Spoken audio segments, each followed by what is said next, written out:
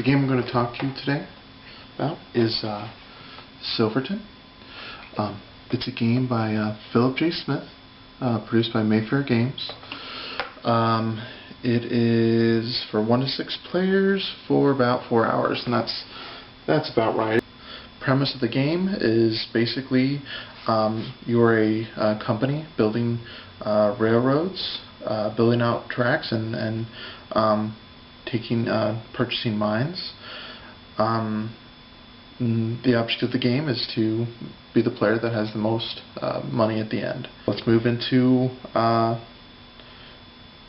components here. So basically you have your map, which consists of a lot of different rail lines throughout the board.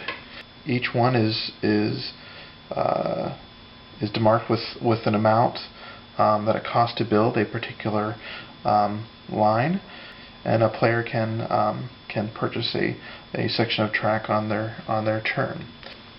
There are different types of cards. You have turn order cards, you have mine cards, and then you have passenger cards. So each player is going to take a turn placing their surveyors and prospectors. Now, if you can see that here, but these are little tokens that indicate this is a prospector +2, real good prospector, and a surveyor +2. I'll get into the numbers here in a second. What the prospectors do is they allow a player to they can place a prospector on one of the mines on their turn, and that indicates that they are going to attempt to purchase that mine on their turn. They can also place prospectors on passenger cards. Alright. So there are 2 ways to generate revenue. The first way is through mines. The second way is through passenger cards. Passenger cards basically pay out a set amount on a given turn. It pays $50 but costs $105 to purchase. So as long as the player has track between Delaware and Colorado Springs, which in this case the blue player does, he can place a prospector on that card to indicate that he's going to take that passenger when it comes to the resolution. The yellow player, seeing that a passenger's been taken and there's a silver mine up for sale, may say, oh, well, I'm interested in that silver mine. So he could place his prospector here to indicate that he is interested in that mine as well. So they're going to compete for that mine.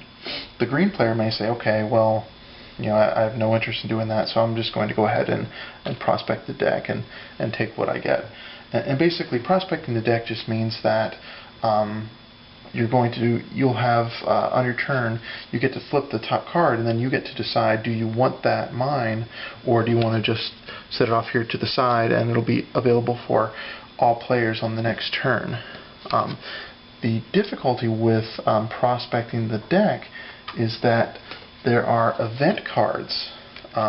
So if you were to prospect the deck and you came up with this event card, your prospector would be shot dead, and then you would have to wait till your next turn to hire a new prospector. So your prospector would end up, if you can see here, there's a graveyard right here. You would move there.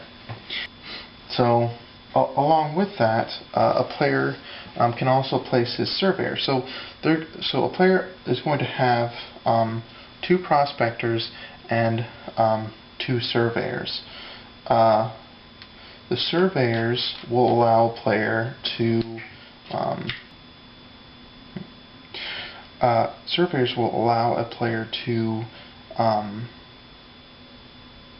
survey track.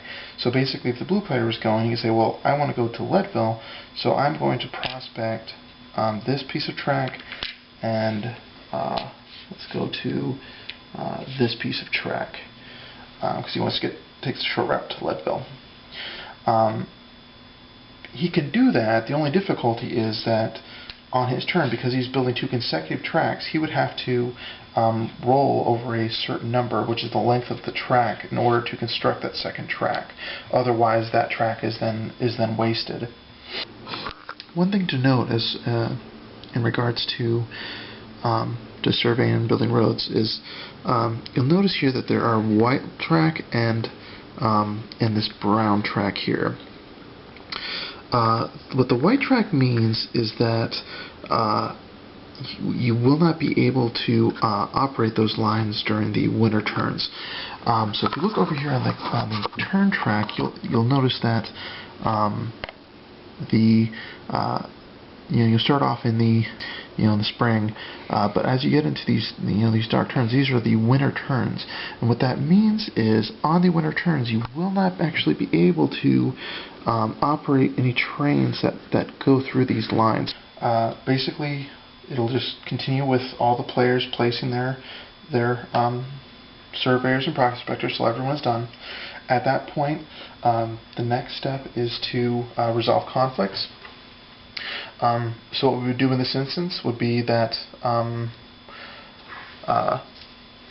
yellow would take dice and roll them, and red would take dice and roll them, and then whoever came up with the highest total, including any modifiers.